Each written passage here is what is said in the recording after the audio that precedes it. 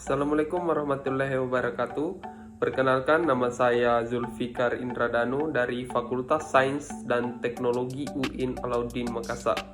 Nah, pada kesempatan kali ini saya ingin menjelaskan mengenai perkembangan arsitektur Islam di Afrika Utara. Baik, materi yang saya akan sampaikan yang pertama yaitu politik, yang kedua yaitu ekonomi, dan yang ketiga yaitu sosial budaya, dan yang terakhir atau yang keempat yaitu arsitektur. Awal mula, Afrika Utara merupakan wilayah strategis yang menjadi jalur menuju benua Eropa dan benua Asia. Oleh karena itu, Islam yang telah berkembang pesat di semenanjung Arabia dan sekaligus sebagai sebuah kekuatan politik, menganggap pentingnya penguasaan wilayah Afrika Utara sebagai jembatan menuju Eropa. Sebagai kekuatan politik yang sangat kuat, Islam memasuki daratan Afrika Utara ini dimulai sejak pemerintahan Khalifah Umar bin Khattab yang menguasai Mesir. Kemudian dilanjutkan pada pemerintahan Utsman bin Affan, tepatnya pada tahun 35 Hijriah, mencapai beberapa kawasan Tunisia. Yang selanjutnya, pemantapan penguasaan Islam di Afrika Utara dilanjutkan oleh dinasti Bani Umayyah. Setelah penduduk asli Afrika ini memohon kepada orang-orang Arab untuk membebaskan mereka dari kekuasaan semena-mena Az-Zaitun. Setelah berdirinya Daulah Abbasiyah, Khalifah Al-Mansur mengangkat Akhlaq sebagai gubernur Afrika Utara pada tahun 675 Masehi. Selanjutnya, setelah Daulah Umayyah dan Daulah Abbasiyah ini mengalami kemunduran, maka wilayah Afrika Utara ini kemudian dikuasai oleh dinasti Fatimiyah. Berdirinya dinasti ini dilatar belakangi oleh melemahnya Khalifah Abbasiyah. Ubaidillah Al-Mahdi mendirikan dinasti Fatimiyah yang lepas dari kekuasaan Khalifah Abbasiyah. Nah, dinasti ini mencapai puncak kejayaannya pada masa kepemimpinan Al-Aziz. Selanjutnya, penguasa Afrika Utara beralih ke dinasti Al-Murabitiyun selama 91 tahun. Dinasti ini berakhir ketika dikalahkan dinasti Muwahhidun yang dipimpin Abdul Mukmin. Nah, setelah dinasti Murabitun ini berakhir, Afrika Utara berada di bawah kekuatan atau kekuasaan dinasti Muwahhidun 1121 sampai 1269 Masehi. Tepatnya 148 tahun. Dinasti Muwahhidun merupakan dinasti Islam yang pernah berjaya di Afrika Utara dan Spanyol dan didirikan oleh Muhammad bin Tumar yang dikenal sebagai sebutan Ibnu Tumar.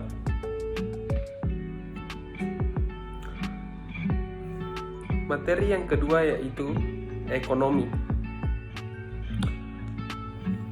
Beberapa wilayah Afrika Utara ini berhasil mempertahankan laju perekonomiannya. Wilayah pedesaan menghasilkan buah zaitun, anggur, dan biji-bijian, sedangkan wilayah perkotaan ini menghasilkan industri tekstil dan keramik. Perdagangan dengan Eropa, Mesir, dan Sub-Sahara Afrika sangat penting. Bahkan produk utama arus perdagangan Afrika Utara ini dengan Sunda adalah budak dan emas. Sebelumnya, pada abad ke-15, perekonomian Maroko dihancurkan Portugis. Ia merebut pesisir Maroko. Portugis bergerak ke sepanjang wilayah pesisir Afrika untuk membuat hubungan dagang dengan Afrika Sunda. Sejak penaklukan Sunda 1591 Masehi ini, hingga abad ke-19, Maroko diuntungkan melalui kekuasaan terhadap perdagangan Sunda dan Sahara. Pada abad ke-18, ia mampu mengimpor budak sebagai imbangan ekspor pakaian, sutra, permata, baja, kulit, jagat, dan senjata dari bangsa Eropa Maroko mengimpor teh, kopi, gula, kertas, timah, tembaga, perabot rumah tangga, dan rempah-rempah dari India. Inggris dan Prancis merupakan partner utama perdagangan Maroko. Kemudian, Maroko mengalami kemunduran sejak dibukanya Tarusan Seus 1869 Masehi dan pembukaan jalur kapal dan kereta api. Hal ini menyebabkan produsen Amerika, Rusia, dan Australia mensuplai gandum dan mol untuk bersaing dengan produk Maroko. Materi selanjutnya yaitu sosial dan budaya. Aspek yang tidak kalah penting dalam perkembangan peradaban Islam, terutama di Afrika Utara, adalah toleransi beragama, kelembutan, dan keadilan. Abu Sud menjelaskan bahwa tidak seorang prajurit dan orang Arab yang berhak atas kawasan baru yang dikuasai. Jadi semua kekayaan dan kawasan baru menjadi milik Islam. Penguasa setempat tidak dipaksa menganut Islam, kecuali atas kemauannya sendiri. Nah, mereka diberikan hak untuk meneruskan kepemimpinan otonom di kawasan mereka dengan kewajiban membayar pajak, perlindungan jizyah kepada khalifah. Pengaturannya dilakukan oleh seorang amir, yaitu komandan tentara penduduk dan pasukan, sebagai wakil khalifah. Kehidupan amir dan pasukannya dijamin oleh pemerintah setempat dengan dana dan logistik untuk pelaksanaan operasional tugas mereka di daerah penduduk. Syekh Mahmudur Nasi juga menggambarkan persoalan toleransi, keadilan, dan kelembutan ini bahwa Hanzal memerintah seorang gubernur yang diangkat oleh Hiyam tahun 1937 Masehi di wilayah Afrika Utara yang berpenduduk barbar, terbebas dari gangguan-gangguan, dan di bawah perintah raja yang lembut dan adil serta penuh toleransi, Afrika Utara menjadi makmur kembali. Hal senda juga diungkapkan oleh Samsul Munir Amin bahwa orang-orang Kristen, Kopti, dan Armenia tidak pernah merasakan kemurahan dan keramahan melebihi sikap pemerintah Muslim pada masa Al-Aziz, yaitu Khalifah dinasti Fatimiyah 1975 sampai 996 Masehi. Mereka lebih diuntungkan daripada umat Islam, di mana mereka ditunjuk menduduki jabatan tinggi di istana. Mereka hidup penuh perdamaian dan kemakmuran. Jabatan keuangan diserahkan kepada mereka. Dari penjelasan tersebut menunjukkan bahwa ajaran Islam sangat menjunjung tinggi toleransi beragama, keadilan, dalam kelembutan dalam pemerintahannya. Pembahasan selanjutnya yaitu arsitektur. Masjid adalah salah satu bangunan Islam yang paling banyak ditemukan di Afrika. Di Afrika Barat, masjid-masjid tertua cukup banyak ditemukan di Tegaduon, Kombia, Saleh, dan merupakan pusat-pusat perdagangan Kekaisaran Ghana 750 sampai 1076, abad ke-10 hingga abad ke-11.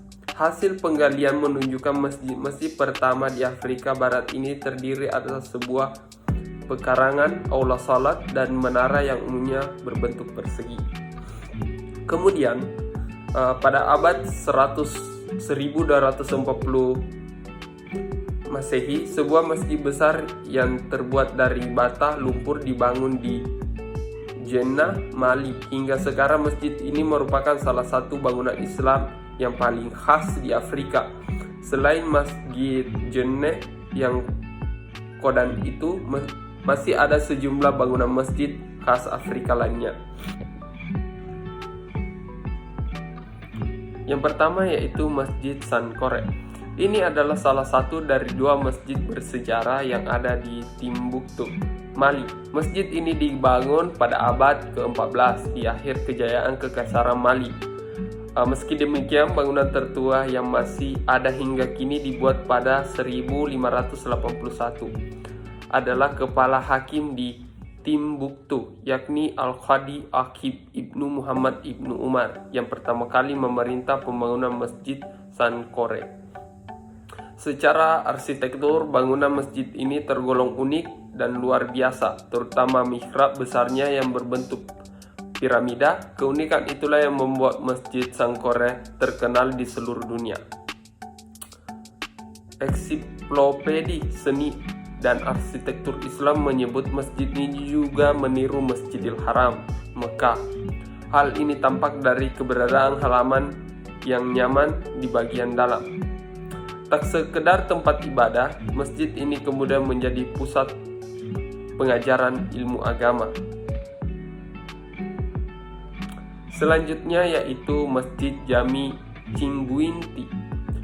Pada jalur kafilah di Sahara Barat, tepatnya di kota Oasis Cingguinti sekarang di Mauritania, para saudagar Berber atau Arab membangun sebuah masjid jami. Masjid ini dibangun pada abad ke-13 atau 14 itu memiliki menara persegi, sebuah pekarangan dan sebuah aula salat beratap datar dengan tembok dari batu potong dan lempung. Masjid ini memiliki 4 lorong, mihrab dan mimbar kembar, serta lantai berlapis pasir. Lalu benteng-benteng di setiap sudut puncak menara dihiasi patung-patung tanah liat berbentuk telur burung unta. Jika dilihat dari sisi barat, patung itu menunjukkan arah kiblat. Lantas, mengapa hiasan berbentuk telur burung unta? Jadi konon daerah itu dulunya adalah banyak dihuni burung unta. Selanjutnya yaitu Masjid Agung Kilwa Kisiswani. Bangunan arsitektur Islam juga muncul di sepanjang pesisir Afrika Timur. Selain Masjid Fakhruddin di Mogadishu, sekarang ibu kota Somalia, berdiri pula Masjid Agung di Kilwa Kisawani, sebuah pulau di kawasan yang kini masuk wilayah Tanzania. Dibangun pada abad ke-11, masjid ini memiliki 2 aula salat, yakni di sisi utara yang berukuran lebih kecil dari sisi selatan yang berukuran lebih besar. Kedua aula salat tersebut ditutup atap lengkung dan kubah.